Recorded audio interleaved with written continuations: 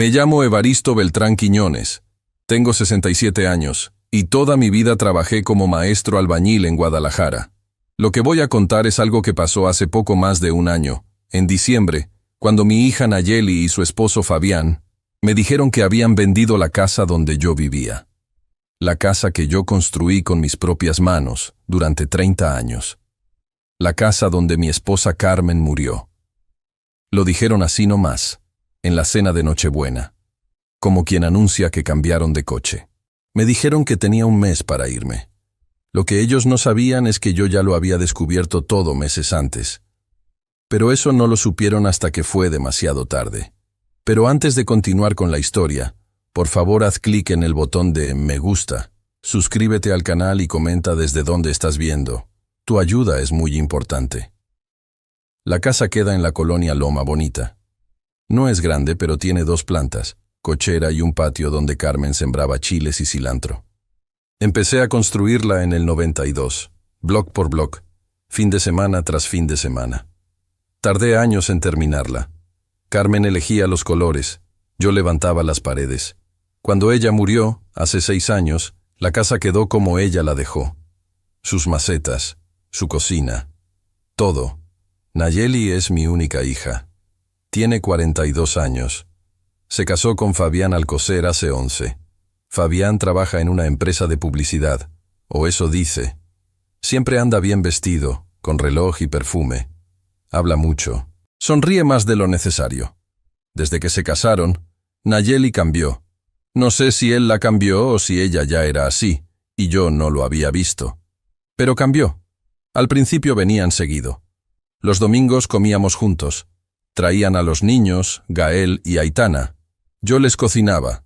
Veíamos la tele. Nayeli todavía me preguntaba cómo estaba, si necesitaba algo. Fabián se quedaba callado, en el celular, pero no molestaba. Luego las visitas se espaciaron.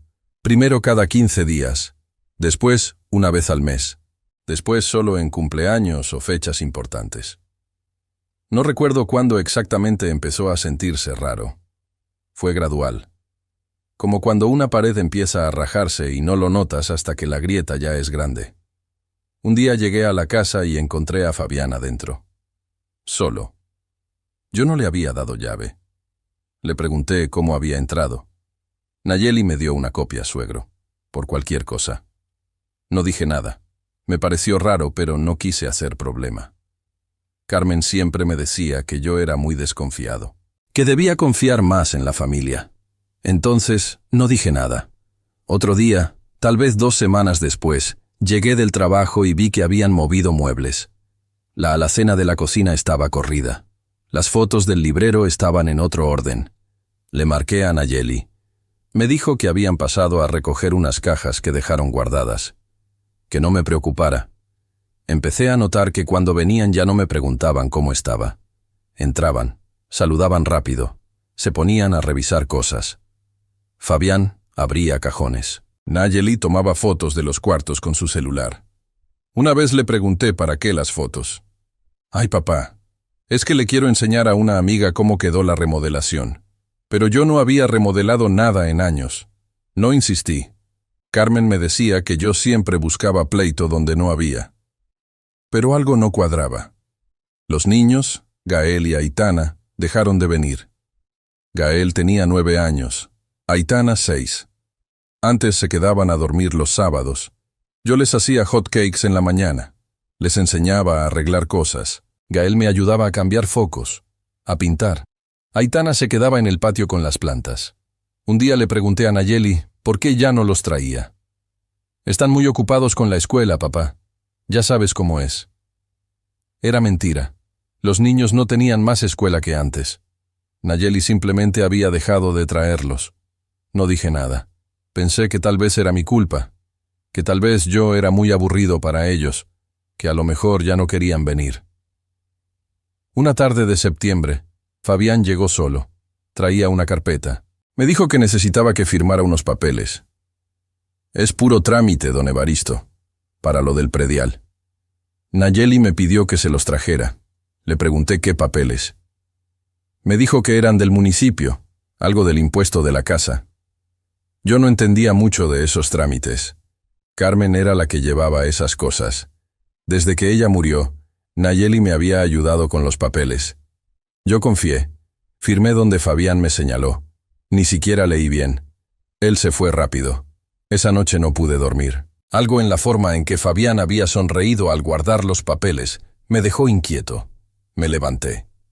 Busqué en el buró las copias de los documentos de la casa. Las escrituras. Todo estaba en orden. Carmen siempre guardaba todo.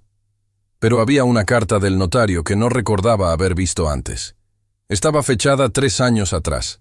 Decía algo sobre una modificación en el registro de propiedad. No entendí. Me quedé con eso en la cabeza varios días. Octubre llegó, y las visitas de Nayeli se volvieron más frecuentes. Pero no eran visitas normales. Ella llegaba con Fabián, revisaban cosas, medían paredes, tomaban notas. Una vez, Fabián se paró en el patio y dijo: «Aquí cabría un jacuzzi pequeño». Nayeli se rió. Yo pregunté de qué hablaban. Ella dijo que solo estaban imaginando cosas, que no me preocupara. Pero la forma en que lo dijo, como si yo fuera un niño al que había que calmar, me molestó. No dije nada. Una mañana de noviembre, llegó un señor que dijo ser valuador. Preguntó si podía entrar a ver la casa. Le dije que quién lo mandaba. Me dijo que el propietario. Le dije que el propietario era yo.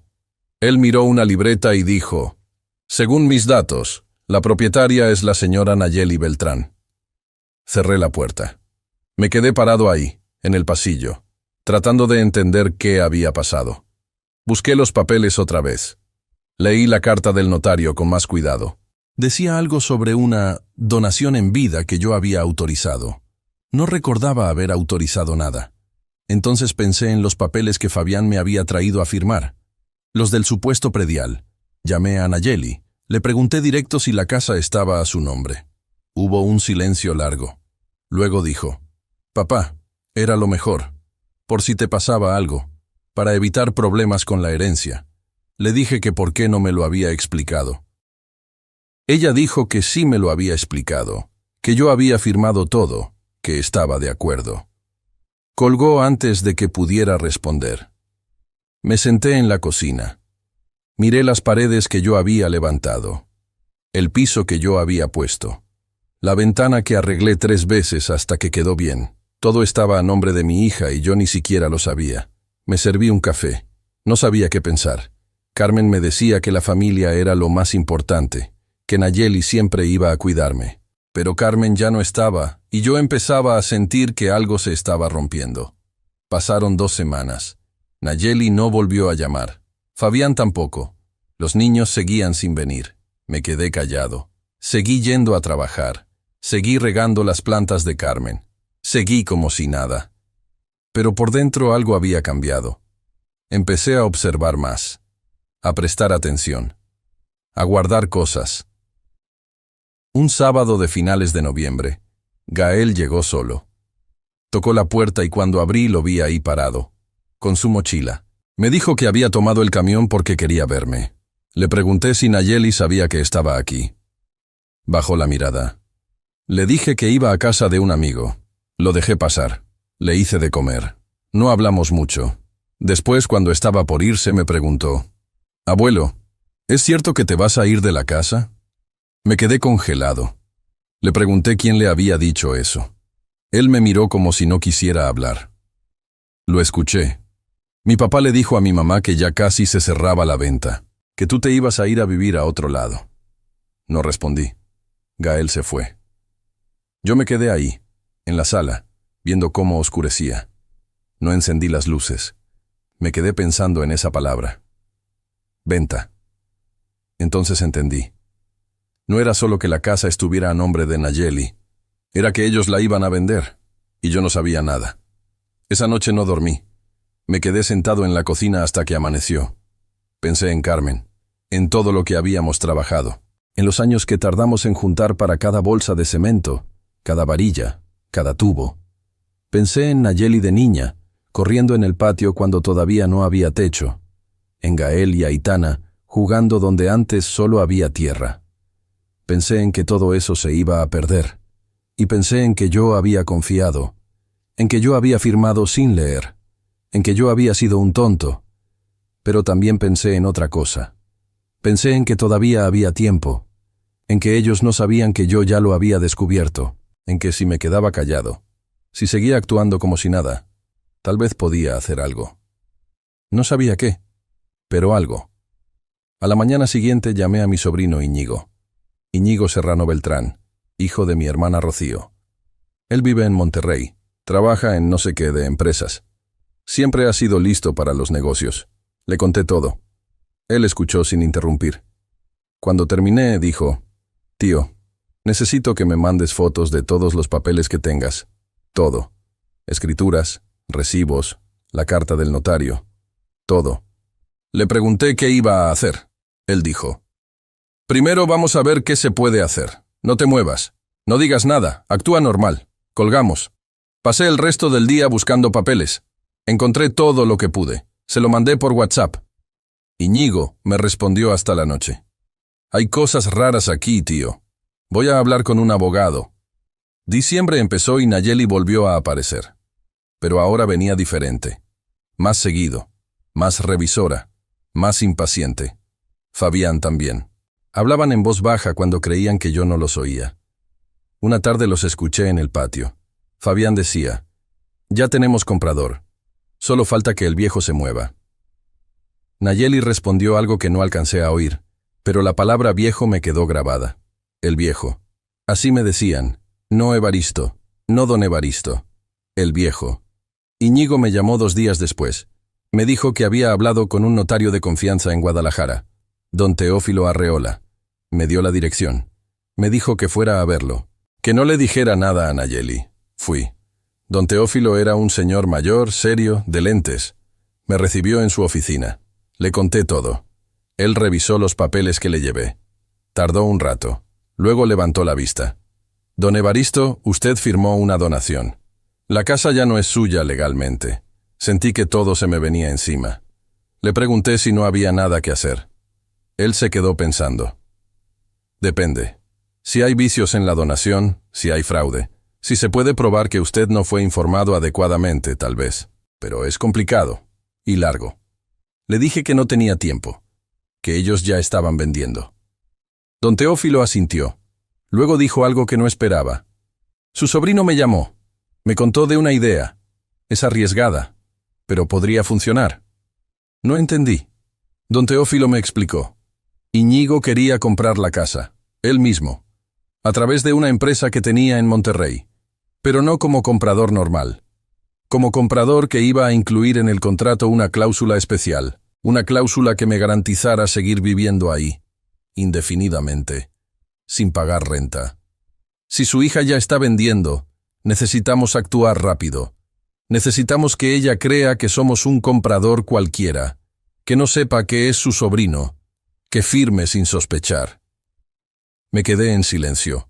Era como un juego, un engaño. Pero ellos me habían engañado primero. Don Teófilo me miró. ¿Confía en su sobrino? Dije que sí. Don Teófilo asintió. Entonces déjemelo a nosotros. Usted solo actúe normal, no diga nada. No pregunte nada. Haga como si no supiera nada de esto. Salí de ahí con la cabeza llena de preguntas, pero también con algo parecido a la esperanza. Una semana después, el 15 de diciembre, Nayeli llegó con Fabián y una mujer que no conocía. Me dijeron que era de una inmobiliaria.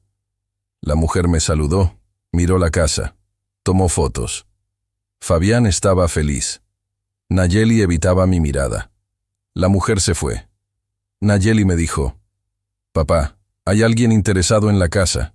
Es buena oferta. Creo que vamos a vender pronto». Le pregunté a dónde iba a ir yo.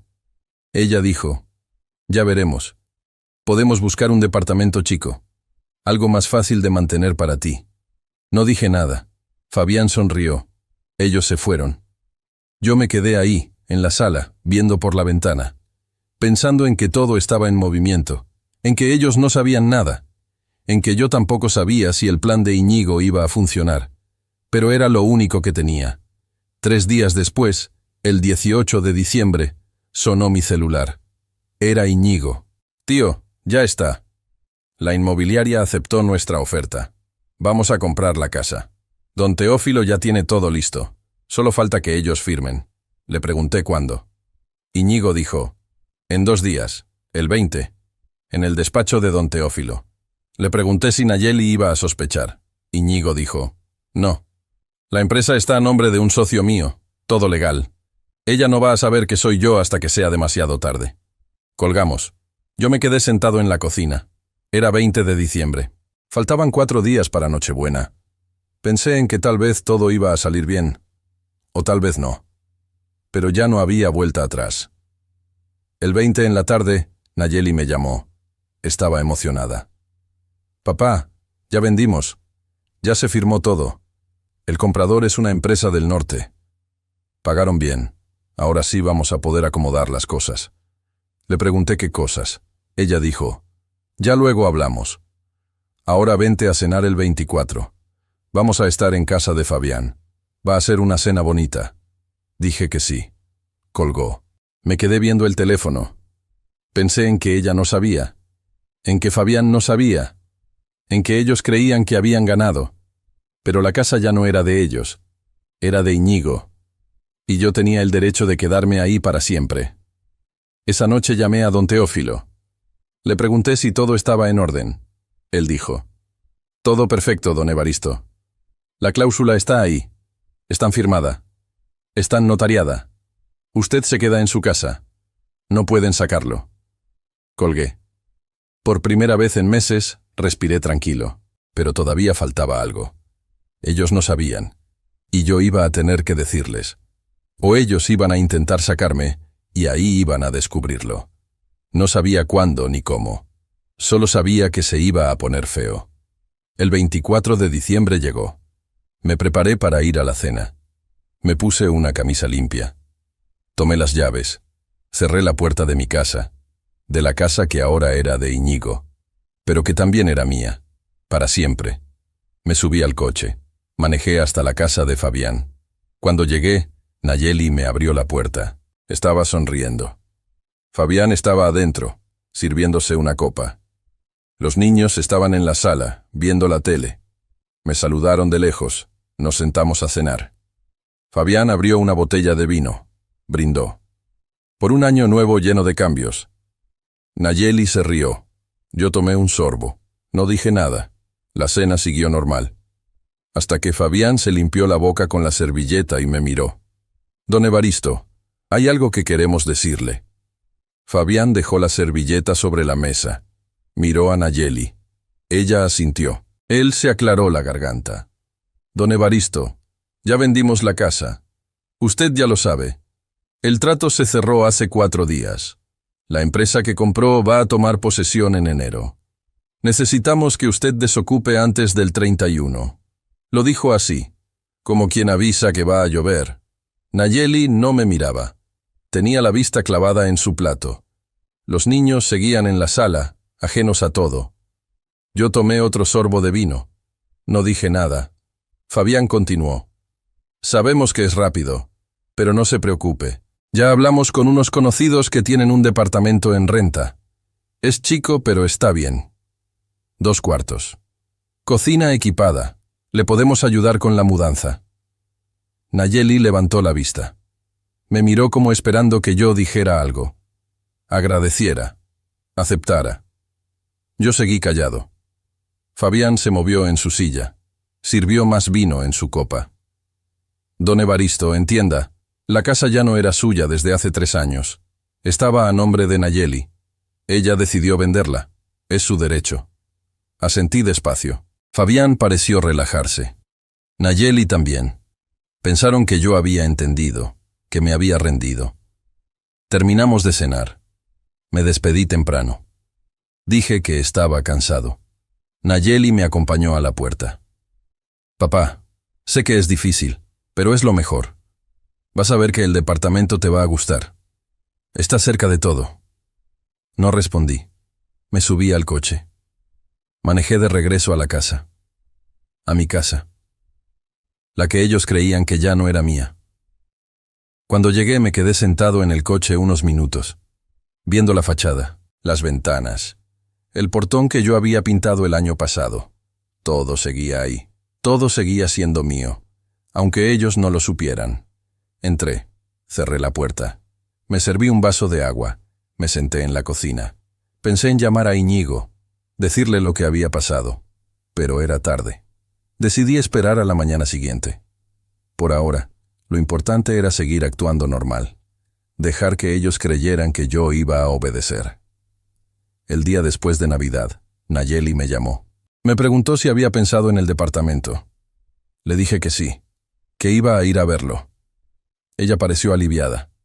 Me dio la dirección. Quedamos en que iríamos juntos al día siguiente. Colgué. Llamé a Íñigo. Le conté lo de la cena. Déjalos que crean que vas a moverte, tío. Mientras más confiados estén, mejor. Cuando intenten sacarte, ahí es cuando revelamos todo. Le pregunté cuándo iba a hacer eso. Él dijo que seguramente pronto.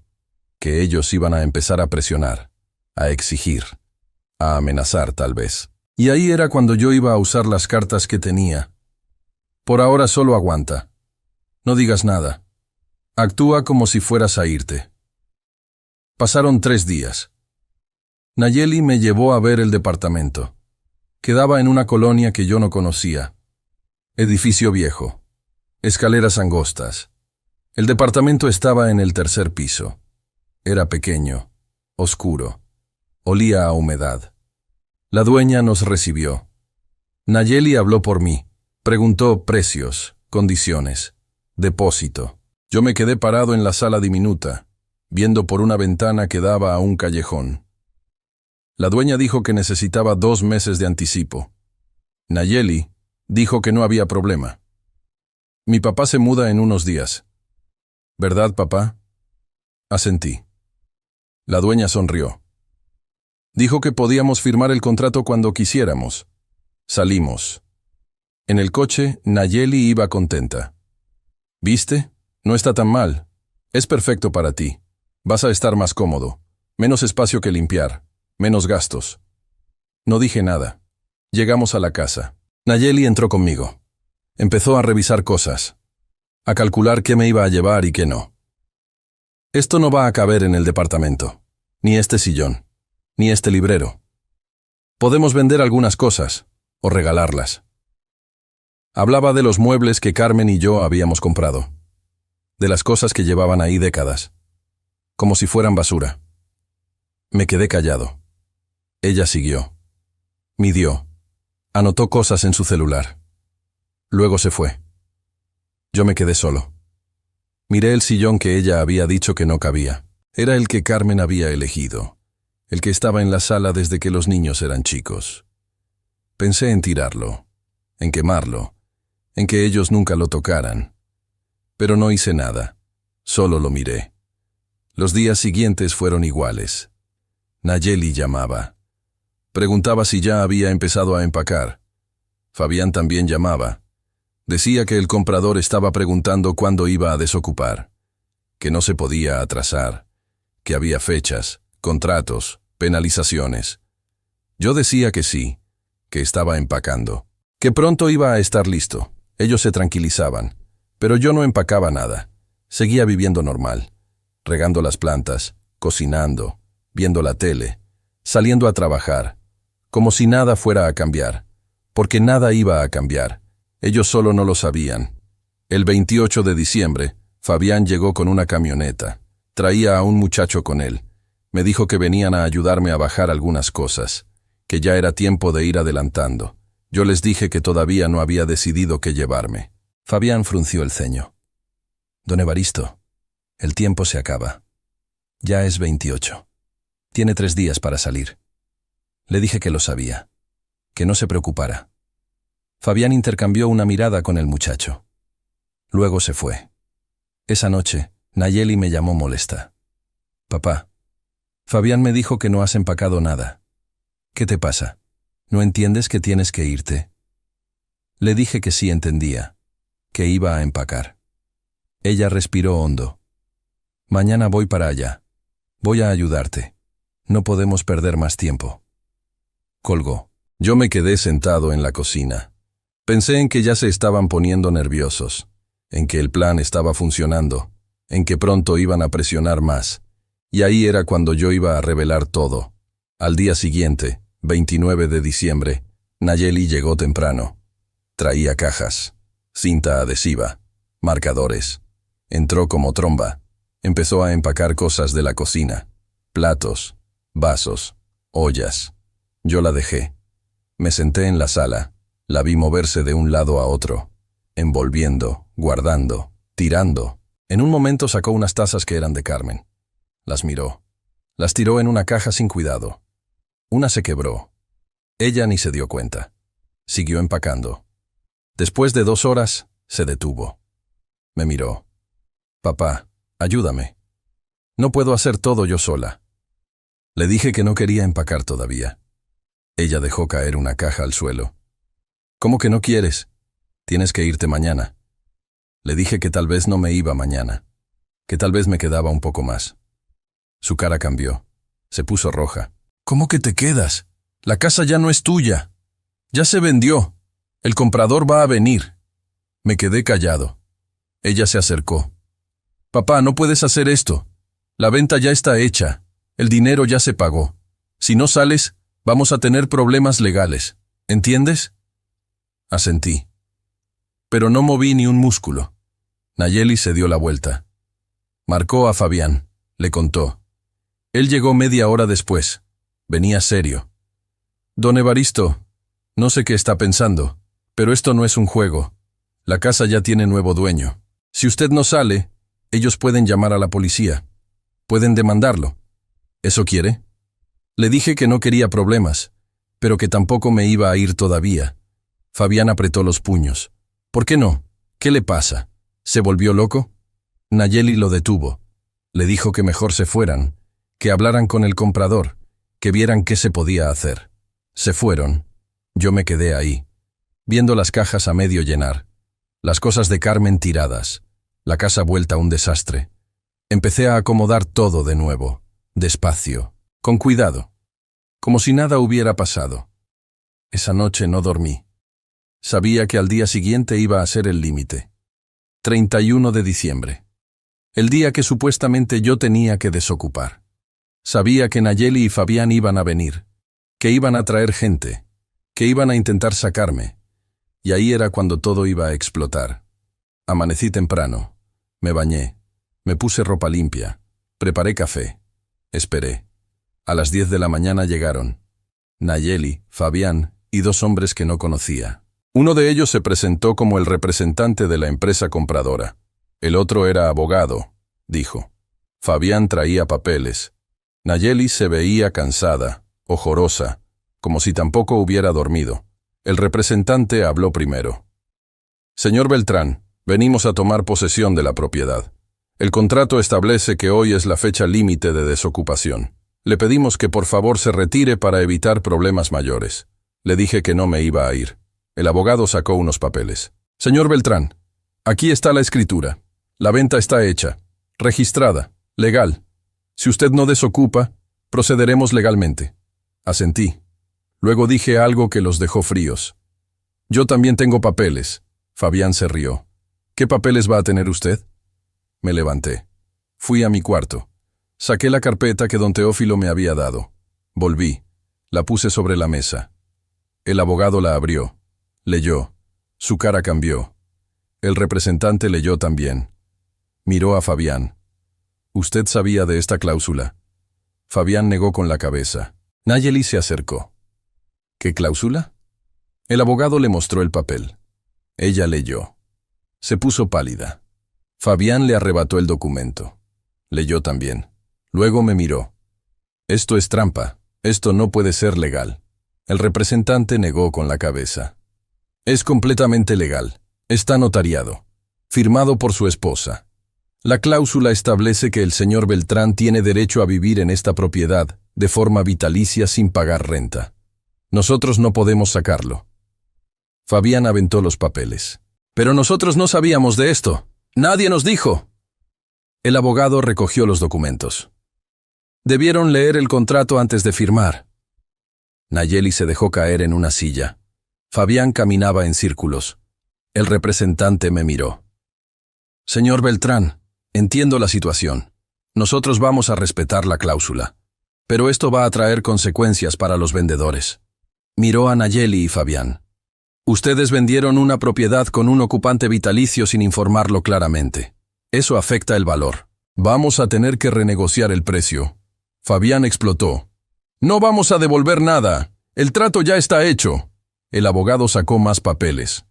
El contrato tiene una cláusula de saneamiento. Si la propiedad tiene vicios ocultos o cargas no declaradas, el vendedor debe compensar al comprador. Esta cláusula de ocupación vitalicia es una carga.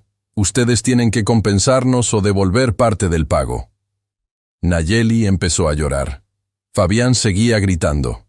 El representante y el abogado se fueron. Dijeron que iban a mandar una notificación formal en los próximos días, que Nayeli y Fabián tenían que conseguir abogado.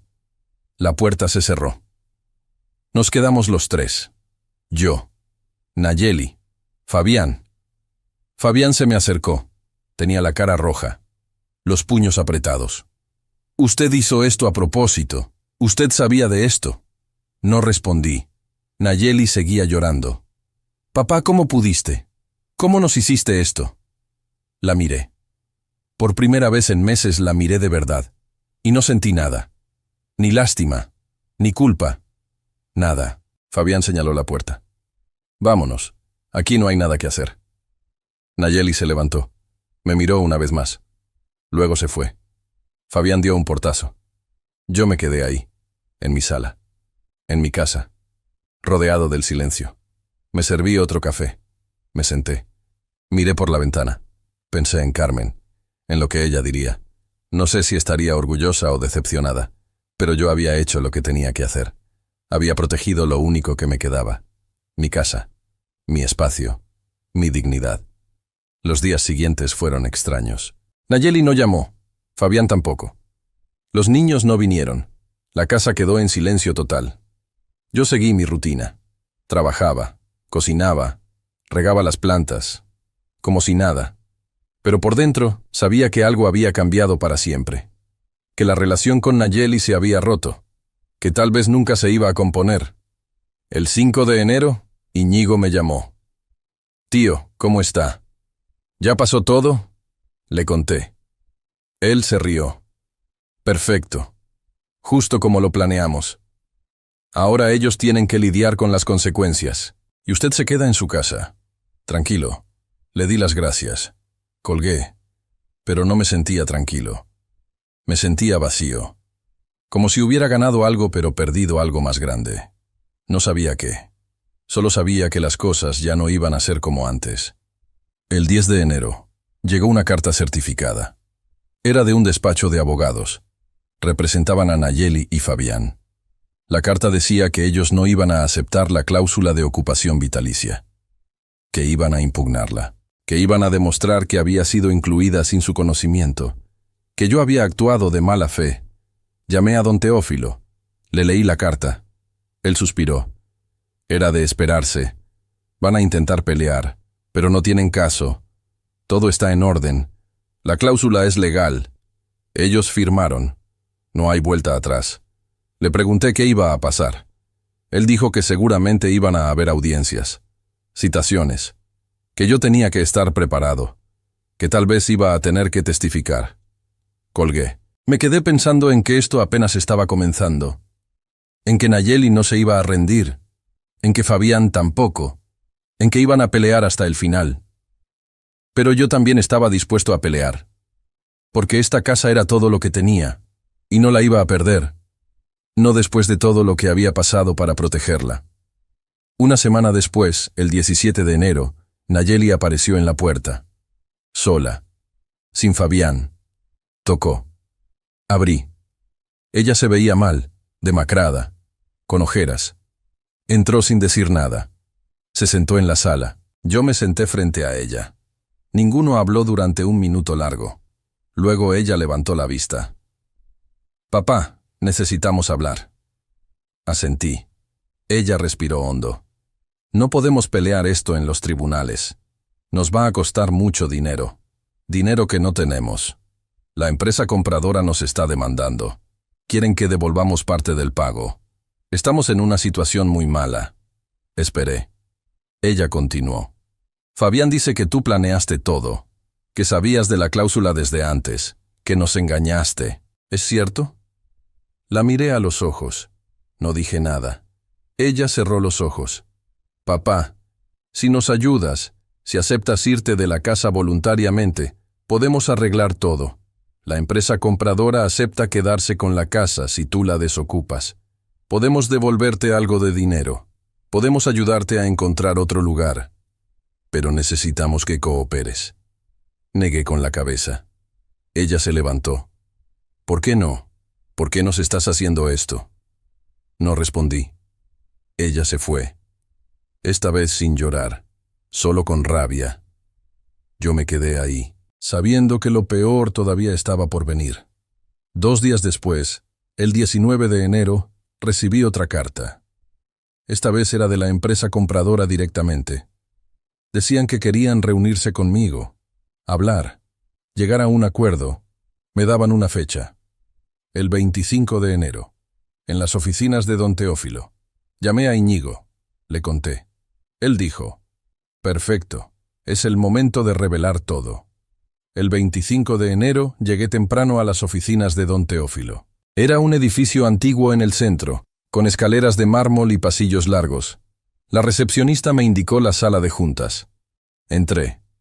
Don Teófilo ya estaba ahí, acomodando papeles sobre una mesa grande de madera. Me saludó con un gesto. Me senté. 10 minutos después llegaron los demás. Primero el representante de la empresa compradora, el mismo que había ido a la casa. Traía al abogado. Luego llegaron Nayeli y Fabián. Ella evitó mi mirada. Él me vio con odio. Se sentaron del otro lado de la mesa. El ambiente estaba tenso. Nadie hablaba. Don Teófilo ofreció café. Nadie aceptó. El representante rompió el silencio. Dijo que la empresa estaba dispuesta a llegar a un acuerdo, que entendían la situación, que no querían problemas legales prolongados. Miró hacia mí. Señor Beltrán, nuestra propuesta es simple. Si usted acepta desocupar la propiedad voluntariamente, nosotros retiramos la demanda contra los señores Alcocer. Además, le ofrecemos una compensación económica por las molestias, 50,000 pesos, y 3 meses de renta pagada en el lugar que usted elija. Fabián se movió en su silla. Parecía satisfecho. Nayeli seguía con la vista baja. Don Teófilo me miró. Yo negué con la cabeza. El representante suspiró. Señor Beltrán, sea razonable. Esa casa ya no le pertenece legalmente. La cláusula de ocupación vitalicia es válida, sí, pero usted puede renunciar a ella. Acepte la oferta. Es generosa. Volví a negar. Fabián golpeó la mesa. ¡Es un terco! ¡No entiende razones! Don Teófilo levantó la mano. Señores, creo que hay información que ustedes no tienen. Información que el señor Beltrán ha decidido compartir hoy. El representante frunció el ceño. Nayeli levantó la vista. Don Teófilo sacó una carpeta. La abrió. Puso varios documentos sobre la mesa. Antes de continuar, debo informarles algo. La empresa compradora no es quien ustedes creen. Hubo un silencio. El representante miró a don Teófilo. ¿Qué quiere decir? Don Teófilo sonrió apenas. La empresa Desarrollos Industriales del Norte es propiedad del señor Íñigo Serrano Beltrán, sobrino del señor Evaristo Beltrán, aquí presente. Nayeli se puso blanca. Fabián se levantó de la silla. ¿Qué? El representante también pareció sorprendido. Miró al abogado. Este revisó los papeles. Asintió. Era cierto. Fabián se dejó caer en la silla. Nos engañaron. Todo fue un montaje. Don Teófilo negó con la cabeza. No hubo engaño. Todo fue legal. La venta se hizo conforme a derecho. Ustedes firmaron. Ustedes aceptaron la oferta. El hecho de que el comprador sea familiar del señor Beltrán no invalida nada. Nayeli me miró. Tenía los ojos rojos. Papá, ¿por qué? No respondí. Don Teófilo continuó. Hay más.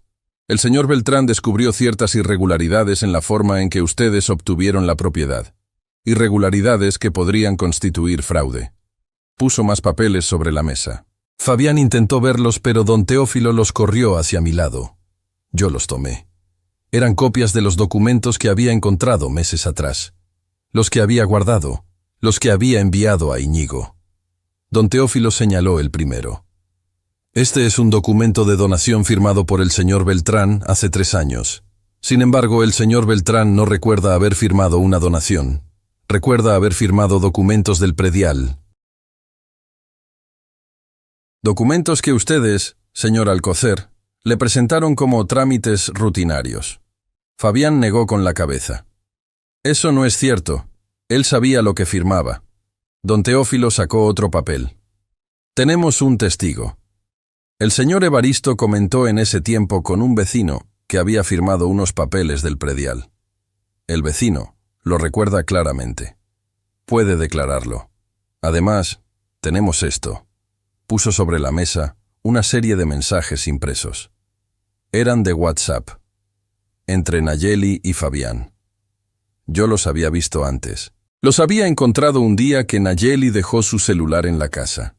Había tomado fotos antes de que ella volviera por él. Don Teófilo leyó en voz alta.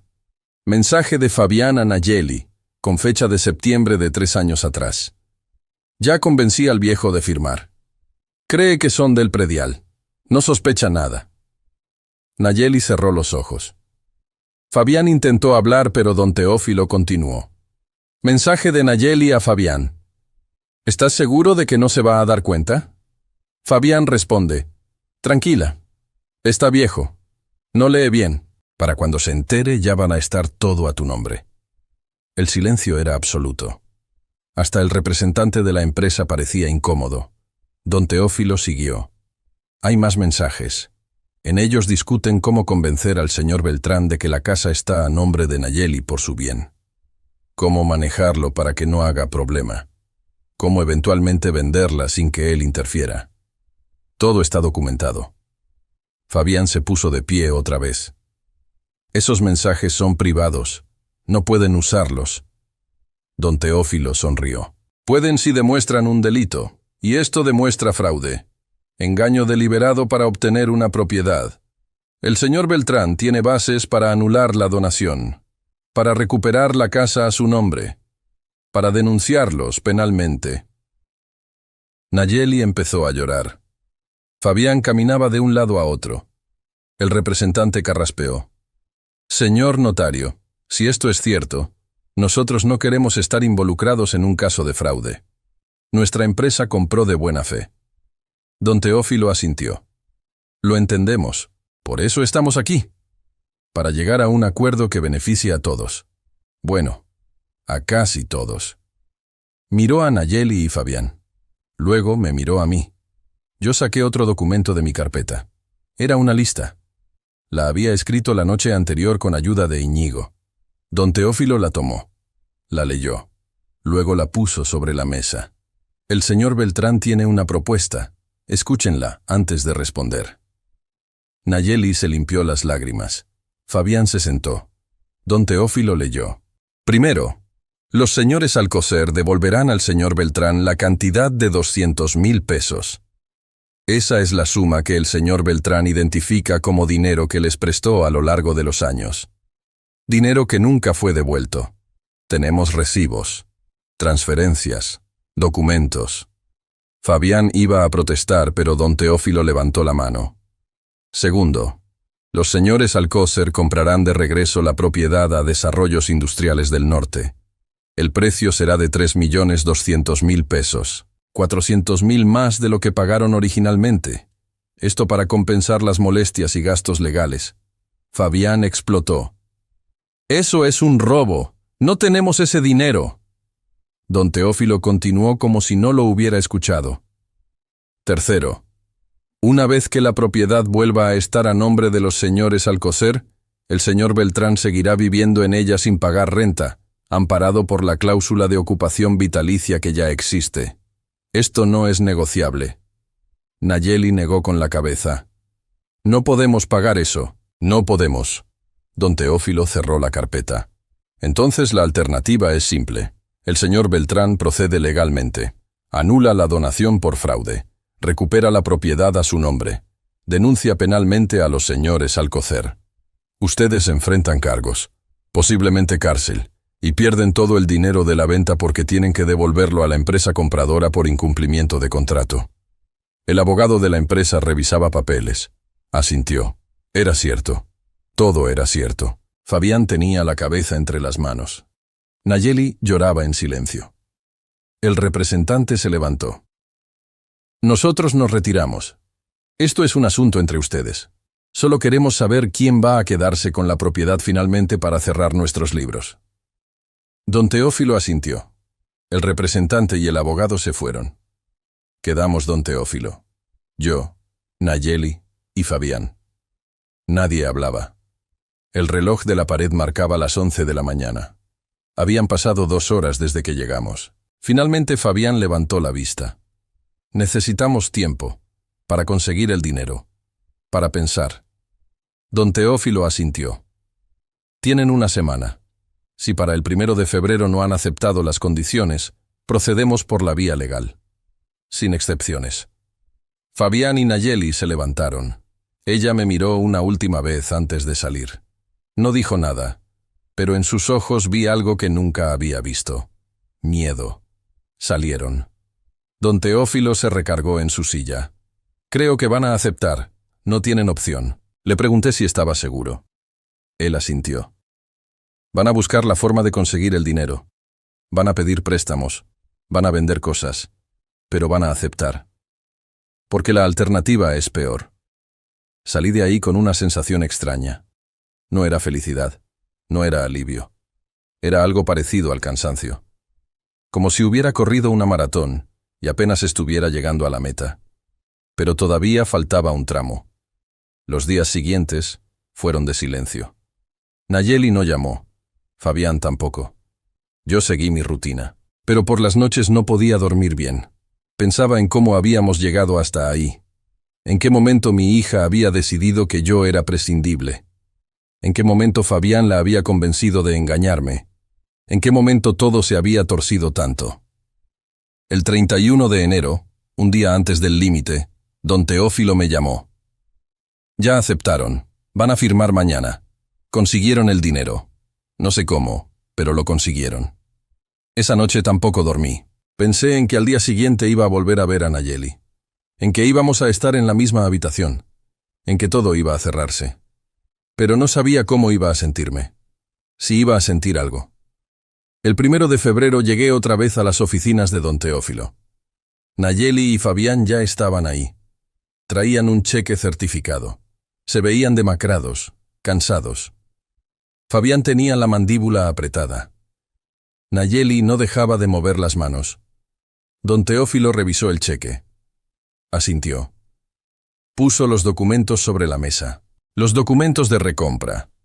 Los documentos de devolución del dinero prestado. Los documentos donde confirmaban que yo podía seguir viviendo en la casa. Fabián firmó con rabia. Nayeli firmó llorando. Yo firmé en silencio. Don Teófilo puso los sellos. Fechas. Todo quedó legalizado. La propiedad volvía a estar a nombre de Nayeli. Pero yo seguía ahí, inquebrantable, intocable.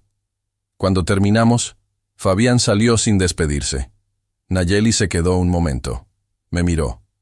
Papá, nunca te voy a perdonar esto. No respondí. Ella se fue.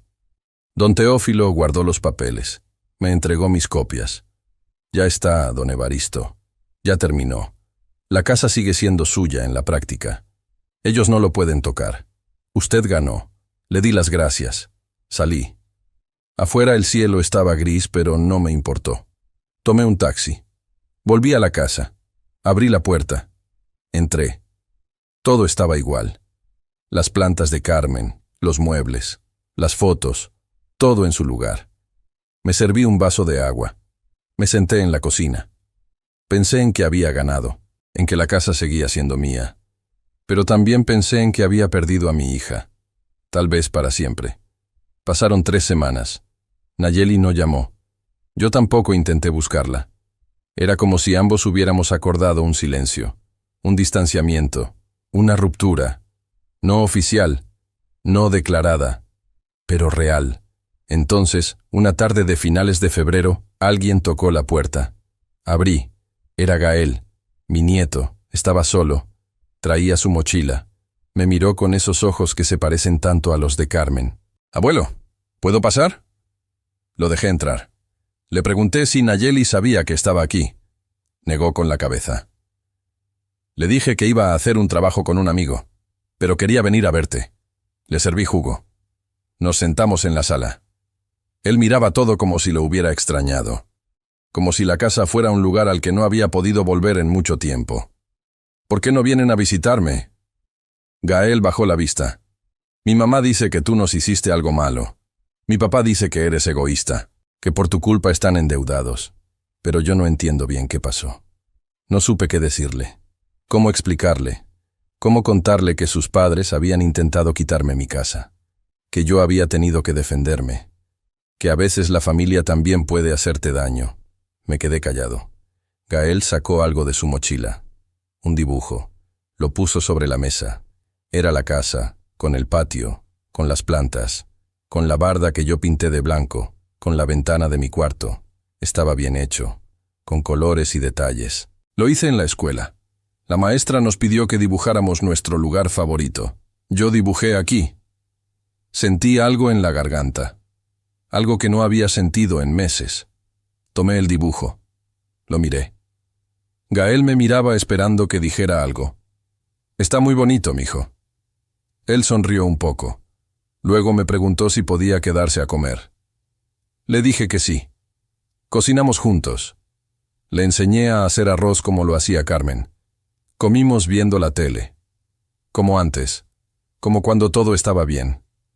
Cuando se fue, me abrazó. Me dijo que iba a volver. Que iba a encontrar la forma. Cerré la puerta. Me quedé con el dibujo en las manos. Pensé en que tal vez no todo estaba perdido. En que tal vez todavía había algo que salvar. En que los niños no tenían la culpa. En que ellos eran lo único puro que quedaba en todo este desastre. Esa noche llamé a don Teófilo. Le pregunté si había alguna forma de incluir en el acuerdo algo sobre los nietos. Algo que garantizara que ellos pudieran visitarme. Él dijo que iba a revisarlo, que tal vez se podía agregar una cláusula. Algo que obligara a Nayeli a permitir las visitas. Colgué. Me acosté. Por primera vez en semanas, dormí bien. Soñé con Carmen. Soñé que ella estaba en el patio, regando las plantas. Me decía que todo iba a estar bien, que yo había hecho lo correcto, que ella estaba orgullosa. Desperté temprano. Me sentía distinto, más ligero, como si algo se hubiera acomodado por dentro. Preparé café. Me senté en el patio. Vi las plantas. Algunas estaban floreciendo. Pensé en que la vida seguía. En que yo seguía. En que esta casa seguía siendo mía. Y en que tal vez, solo tal vez, podía reconstruir algo con mis nietos. Aunque fuera poco a poco. Aunque fuera lento. Aunque Nayeli y Fabián no quisieran. Ese día tomé una decisión. Iba a pelear por ver a Gael y a Aitana. Iba a exigirlo como parte del acuerdo. No iba a dejar que me quitaran lo único que me quedaba de familia verdadera. Los niños, mi sangre, mi futuro. Llamé a don Teófilo otra vez. Le dije que quería modificar el acuerdo, que quería agregar que los nietos podían visitarme cada domingo, que era obligatorio, que si Nayeli no cumplía, yo podía demandarla. Don Teófilo dijo que era complicado, que los derechos de los abuelos eran limitados, pero que iba a intentarlo. Pasó una semana. Don Teófilo me llamó. Me dijo que había hablado con el abogado de Nayeli, que habían llegado a un acuerdo. Nayeli aceptaba que los niños me visitaran 2 domingos al mes. A cambio, yo retiraba la amenaza de denuncia penal por el fraude de la donación. Era un trato, un intercambio. Acepté. Firmamos los papeles nuevos. Todo quedó establecido. Nayeli no estaba contenta, pero no tenía opción. Fabián menos. Pero los dos firmaron. Porque sabían que yo tenía las pruebas, que yo podía hundirlos si quería, y que ahora lo que yo quería era ver a mis nietos. El primer domingo de marzo, Nayeli trajo a Gael y a Aitana. Los dejó en la puerta. No bajó del coche. Solo les dijo que volvía por ellos en 4 horas. Los niños entraron. Aitana me abrazó. Gael sonrió. Les preparé hot cakes. Jugamos. Vimos fotos viejas. Les conté historias de cuando su abuela estaba viva. Les enseñé a plantar semillas en el patio. Fueron 4 horas que se pasaron como minutos. Cuando Nayeli volvió, los niños salieron corriendo. Le contaban emocionados todo lo que habíamos hecho. Ella escuchaba en silencio. Me miró desde el coche. Yo le sostuve la mirada. No había odio. No había amor. Solo había entendimiento. Entendimiento de que las cosas habían cambiado. De que nunca iban a volver a ser como antes.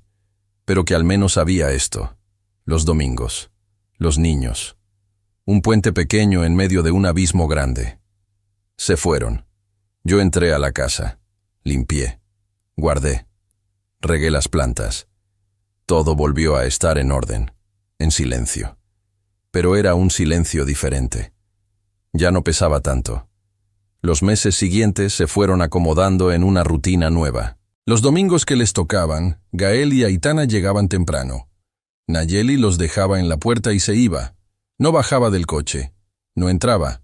No preguntaba nada. Volvía 4 horas después. Los niños subían al coche. Se iban. Yo me quedaba en la puerta viéndolos partir. Luego entraba. Cerraba. Seguía con mi vida. En abril, Gael cumplió 10 años. Le pregunté si iba a haber fiesta. Me dijo que sí, pero que iba a ser en casa de un amigo. No en su casa. No me invitaron. No esperaba que lo hicieran. El domingo siguiente Gael llegó con una foto de la fiesta. Me la mostró. Había un pastel, globos, niños. Nayeli estaba en la foto sonriendo. Fabián también. Se veían normales, como si nada hubiera pasado. Guardé la foto en un cajón. Aitana empezó a traerme dibujos cada vez que venía. Dibujos de la casa, del patio, de las plantas, de nosotros 3 juntos. Los pegaba en el refrigerador. Cuando ella se iba, yo los miraba. Pensaba en que eran lo único nuevo en esa casa, lo único que no estaba cargado de pasado, de Carmen, de lo que había sido antes. Una tarde de mayo, mientras Gael me ayudaba a podar unas ramas del patio, me preguntó algo que me dejó frío. Abuelo, ¿por qué mi mamá ya no te habla? Me quedé con las tijeras en la mano, sin saber qué responder. Él esperaba. Yo corté otra rama. Le dije que a veces las personas grandes tenían problemas, que no era su culpa, que nada de lo que había pasado era su culpa ni de Aitana. Gael asintió, pero se veía triste. No pregunté más. Seguimos podando en silencio. Junio llegó con calor. Los domingos se hacían más largos. Los niños y yo pasábamos más tiempo en el patio. Les enseñaba cosas. Cómo cambiar un foco. Cómo arreglar una llave que gotea. Cómo pintar una pared sin salirse de las orillas. Gael aprendía rápido. Aitana prefería quedarse con las plantas. Les ponía nombres. Les hablaba. Me recordaba a Carmen. Un domingo de julio, cuando Nayeli vino por ellos, bajó del coche. Fue la primera vez en meses que la vi de cerca. Se veía cansada, más delgada, con ojeras. Les dijo a los niños que la esperaran en el coche. Ellos obedecieron. Ella se quedó parada frente a mí, no en la entrada, más afuera, en la banqueta, como si no quisiera acercarse demasiado. Los niños están contentos cuando vienen aquí. No respondí. Ella siguió. Gael me cuenta todo. Aitana también. Dicen que les enseñas cosas, que les gusta estar contigo. Asentí. Ella miró hacia el coche. Luego me miró otra vez. No sé si algún día voy a poder perdonarte lo que hiciste, pero tampoco sé si tú puedes perdonarme a mí. Nos quedamos en silencio. Ella se dio la vuelta. Caminó al coche. Se subió. Se fueron. Yo me quedé ahí, pensando en esas palabras, pensando en que tal vez ella tenía razón. Tal vez ninguno de los dos iba a perdonar al otro, pero tal vez no hacía falta. Tal vez con esto bastaba. Con los domingos, con los niños, con no hacernos más daño. Agosto trajo lluvias. Los domingos se volvieron más tranquilos. Los niños y yo veíamos películas. Cocinábamos. Jugábamos juegos de mesa que yo había guardado desde que Nayeli era niña. Un día, mientras jugábamos serpientes y escaleras, Aitana me preguntó por Carmen. Le conté cosas. Cómo nos conocimos. Cómo era ella. Cómo se reía. Aitana escuchaba con los ojos muy abiertos. Gael también. Me di cuenta de que ellos apenas la recordaban, de que Carmen había muerto cuando eran muy chicos, de que yo era el único que podía contarles quién había sido su abuela. Ese día les mostré fotos viejas. Carmen joven, Carmen embarazada de Nayeli, Carmen en la casa cuando todavía estaba a medio construir. Los niños hicieron preguntas. Yo respondí. Fue una tarde extraña, triste pero también reconfortante, como si algo que había estado guardado finalmente saliera a la luz. Septiembre llegó con el regreso a clases. Las visitas se mantuvieron, 2 domingos al mes, puntuales. Nayeli cumplía, yo también. Todo seguía su curso. Un día, a mediados de mes, don Teófilo me llamó. Me dijo que había visto a Fabián en el banco, que se veía mal, estresado, que le había preguntado cómo iban las cosas, y Fabián apenas le había respondido, que había comentado algo sobre deudas, sobre préstamos que no podían pagar. Don Teófilo me dijo que la situación económica de Nayeli y Fabián era difícil, que el dinero que habían tenido que pagar para recomprar la casa los había dejado muy endeudados. No sentí satisfacción al escuchar eso, tampoco pena, solo un vacío, como cuando ves las consecuencias de algo que pusiste en marcha y te das cuenta de que ya no hay vuelta atrás. Colgué. Me quedé pensando en que tal vez había ganado pero también había perdido, pensando en que las victorias a veces son así, incompletas, agridulces. Octubre trajo viento. Un domingo, mientras Gael y Aitana estaban conmigo, sonó el timbre. Abrí. Era Fabián. Solo. No esperaba verlo. Menos solo. Menos en mi puerta. Se veía peor que la última vez, más delgado, con barba de días. Me pidió hablar. Los niños estaban en el patio. Les dije que siguieran jugando. Cerré la puerta del patio. Fabián y yo nos quedamos en la sala. De pie. Ninguno se sentó. Fabián me dijo que estaban muy mal económicamente, que habían pedido préstamos para pagar la recompra de la casa, que los intereses eran altos, que no estaban pudiendo pagar, que el banco los estaba presionando, que necesitaban vender algo, que estaban pensando en vender la casa. Otra vez. Lo miré sin decir nada. Él continuó. Me dijo que si yo aceptaba renunciar a la cláusula de ocupación vitalicia, ellos podrían vender la casa a un mejor precio, que con ese dinero podrían pagar las deudas, que podrían empezar de nuevo, que me ofrecían 200,000 pesos para que yo aceptara. Negué con la cabeza. Fabián apretó los puños. Don Evaristo, por favor, estamos desesperados. No tenemos otra opción. Le dije que eso no era mi problema, que ellos habían tomado decisiones, que ahora tenían que vivir con las consecuencias. Fabián bajó la cabeza. Se quedó callado un momento. Luego levantó la vista. Nayeli no quería que viniera. Me dijo que era inútil, que usted nunca iba a aceptar. Pero yo tenía que intentarlo. Le dije que Nayeli tenía razón. Fabián asintió.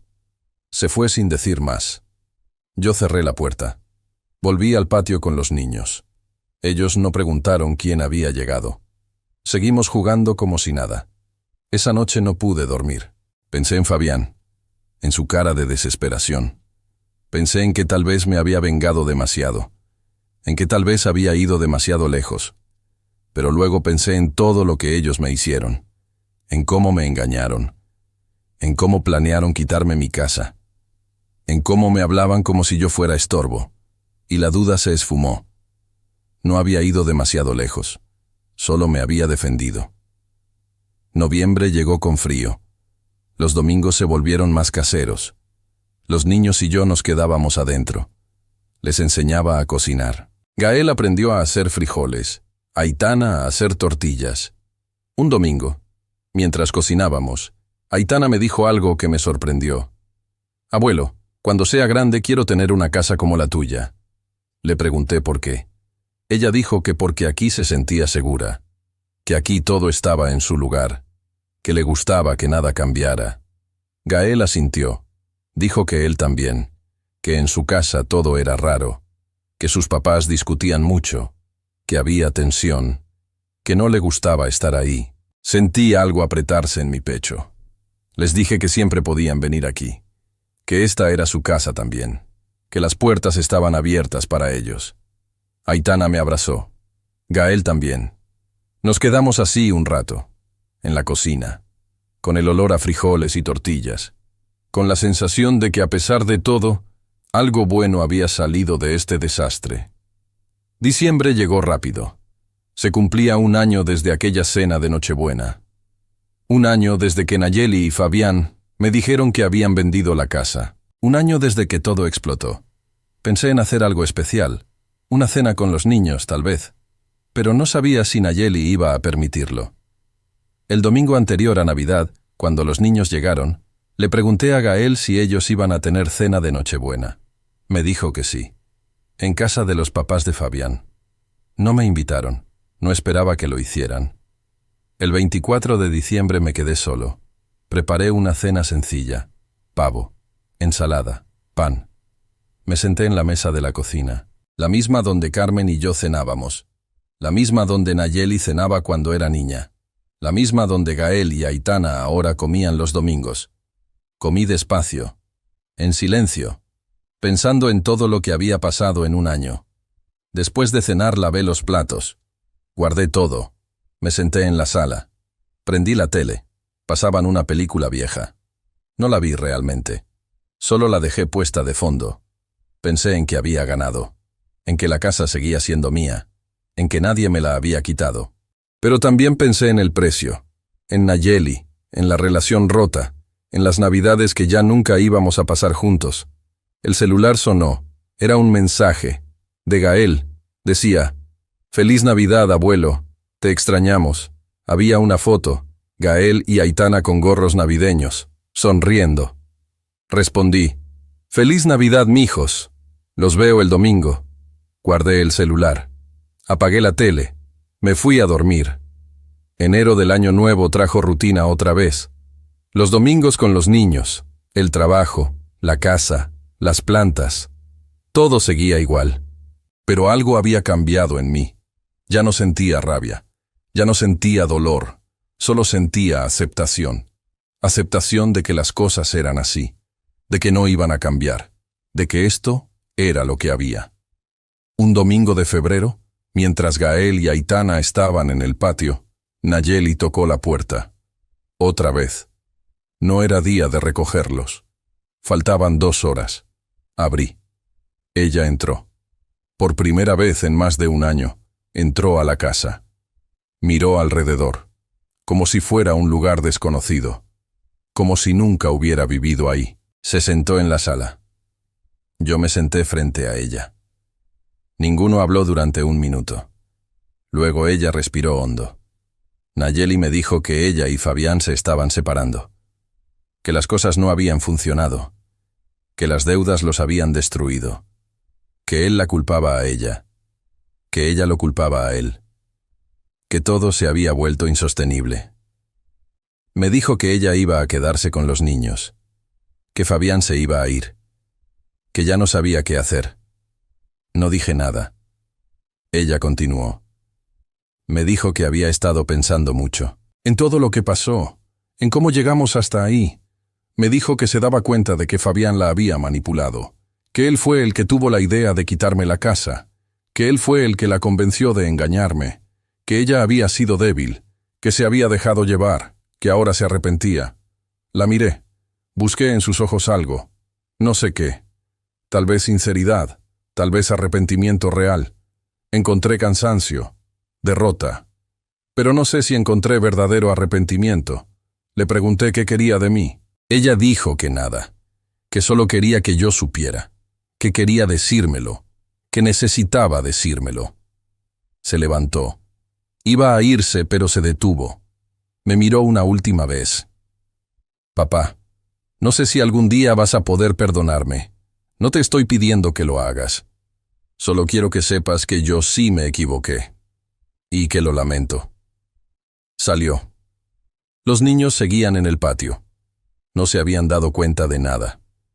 Yo me quedé sentado en la sala, procesando, pensando en sus palabras, en si eran verdaderas, en si cambiaban algo. Decidí que no cambiaban nada, pero que estaba bien haberlas escuchado. Los meses siguientes, Nayeli empezó a traer ella misma a los niños. Ya no los mandaba solos en taxi como hacía a veces. Ella venía, los dejaba, platicábamos un poco, cosas básicas, cómo estaban los niños, la escuela, nada profundo, nada personal. Pero era algo, un puente pequeño, frágil, pero puente al fin. Fabián desapareció. Los niños decían que ya no lo veían mucho, que vivía en otro lado, que a veces los visitaba pero cada vez menos. No pregunté más. No era mi asunto. Nayeli nunca mencionó nada más sobre la separación. Yo tampoco pregunté. Un día de abril, casi año y medio después de todo, don Teófilo me llamó.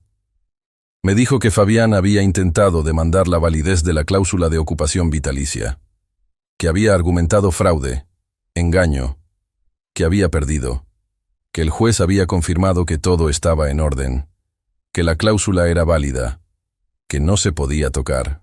Don Teófilo me dijo que ya no había nada más que hacer, que el caso estaba cerrado definitivamente, que yo podía estar tranquilo. Colgué. Me senté en el patio. Miré las plantas. Estaban floreciendo. Pensé en Carmen, en que ella estaría contenta de ver las plantas así. Pensé en todo lo que había pasado, en todo lo que había tenido que hacer para defender lo que era mío. Pensé en si había valido la pena. La respuesta era sí, complicada, dolorosa, pero sí. Hoy, mientras les cuento esto, ya pasaron casi 2 años de aquella Nochebuena. La casa sigue siendo mía. Nayeli viene cada 2 semanas a traer a los niños. A veces platicamos un poco más, a veces no. Nuestra relación nunca va a ser lo que fue. Eso lo sé. Lo acepto. Pero hay algo pequeño, algo que tal vez con el tiempo crezca. O tal vez no. No lo sé. Gael tiene 12 años ahora. Aitana 9. Siguen viniendo cada domingo que les toca. Les sigo enseñando cosas. Ellos siguen trayéndome dibujos, fotos, historias de la escuela. La casa se llena de vida esos días. Se llena de ruido, de risas, de futuro. Fabián no volvió a aparecer. No sé dónde está. No me importa. Las deudas que él y Nayeli tienen siguen ahí. Pero eso tampoco es mi problema. Yo hice lo que tenía que hacer. Defendí lo que era mío. Protegí mi espacio, mi dignidad, mi derecho a vivir en paz en la casa que yo construí. Hay gente que me pregunta si no me siento mal, si no me arrepiento de haber sido tan duro. Les digo que no. Que ellos me quisieron quitar todo. Que me engañaron. Que me trataron como si yo fuera un estorbo. Un viejo que podían mover de lugar como un mueble. Y yo les demostré que no. Que yo seguía siendo dueño de mi vida, de mis decisiones, de mi casa. Esta casa tiene las paredes que yo levanté, el piso que yo puse, el techo que yo aseguré. Cada rincón tiene mi trabajo, mi sudor, mi tiempo. Es el único lugar en el mundo donde Carmen sigue viva, donde está su cocina, sus plantas, sus colores. Y nadie tiene derecho a quitarme eso. Aprendí algo en todo esto. Aprendí que la familia no siempre es sagrada, que a veces la familia también te traiciona, que a veces tienes que defenderte de tu propia sangre, y que eso no te hace malo, te hace humano, te hace alguien que valora lo que es importante, lo que construiste, lo que mereces. También aprendí que las segundas oportunidades existen, pero que son diferentes, que no son volver a empezar como si nada, son construir algo nuevo sobre las ruinas de lo viejo, algo más pequeño tal vez, más frágil, pero algo. Los domingos, cuando Gael y Aitana están aquí, me siento completo. Siento que todo valió la pena, que pelear valió la pena, que no rendirme valió la pena. porque ellos están aquí, porque ellos me conocen, porque ellos saben quién soy. Y eso nadie me lo puede quitar. Esta casa sigue en pie. Yo sigo en pie. Y voy a seguir aquí hasta el último día. Porque esta es mi casa, mi espacio, mi victoria silenciosa. Y nadie, absolutamente nadie, me la va a quitar. Eso es todo lo que tengo que contar. Si esta historia te hizo sentir algo, si te recordó a alguien o a algo que viviste, déjame un comentario. A veces uno necesita saber que no está solo en estas batallas.